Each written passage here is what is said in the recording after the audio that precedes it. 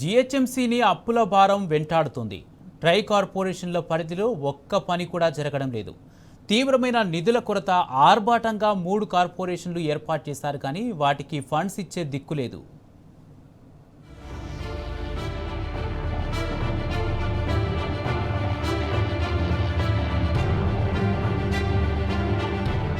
కాంగ్రెస్ వచ్చిన నాటి నుంచి జీహెచ్ఎంసీ పరిస్థితి అగమ్య గోచరంగా తయారైంది.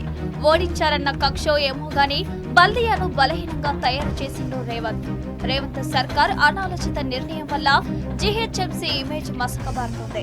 ముఖ్యంగా సైబరాబాద్ మున్సిపల్ కార్పొరేషన్, మల్కాజిగిరి కార్పొరేషన్లలో నిధులలేమి కారణంతో అప్పుల భారం పెరుగుతుంది. జీహెచ్ఎంసీలో గతంలో ఎన్నడూ లేని విధంగా ఆదాయం తగ్గుతూ వస్తుంది. కొత్తగా ఏర్పాటు చేసిన 2 కార్పొరేషన్లలో కూడా ఇదే పరిస్థితి కొనసాగుతుంది. కొత్త కార్పొరేషన్లలో నిధులు సమకూర్చుకోవడంలో నానా తంటాలు పడుతున్నారు అధికారులు.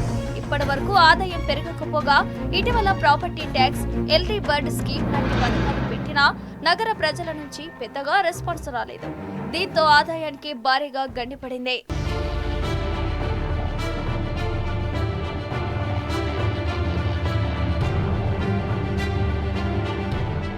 ముఖ్యంగా ఇటీవల కొన్ని ప్రాజెక్టులు చేపట్టిన మున్సిపల్ కార్పొరేషన్లలో కూడా నిధులలేమి వెంటాడుతుంది. పనులు చేపట్టేందుకు కూడా ఖజానాల్లో నిధులు లేవు. ఆ పనులు ముందుకు సాగటం లేదు. ప్రాపర్టీ ట్యాక్స్ వసూలులో కూడా నిర్లక్ష్యం వహించారు. రావాల్సిన ఆదాయం కంటే తక్కువగానే ఈసారి 3 కార్పొరేషన్లు సరిచూడాల్సి వచ్చింది. మరోవైపు 5% రాయితీతో ప్రాపర్టీ ట్యాక్స్ చెల్లించే వారికి ఎల్డీ బర్డ్ స్కీమ్ ఏర్పాటు చేసినా పెద్దగా రెస్పాన్స్ రాలేదు. ఇలా 1 కాదు 2 కాదు, రావాల్సిన అనేక రకాల ఆదాయాలు జీహెచ్ఎంసీకి గండిపడ్డాయి. ఈ 3 కార్పొరేషన్ల పరిస్థితి ఇప్పుడు అగమ్య గోచరంగా తయారైంది.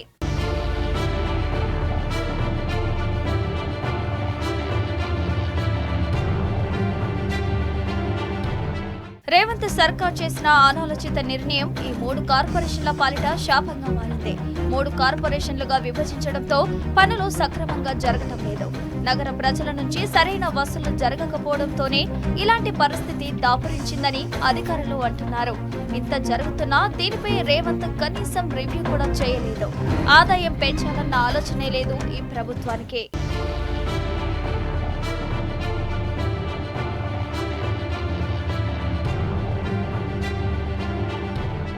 రాబోయే రోజుల్లో హైదరాబాద్ అభివృద్ధి పూర్తిగా పడకేసే అవకాశం లేకపోలేదు.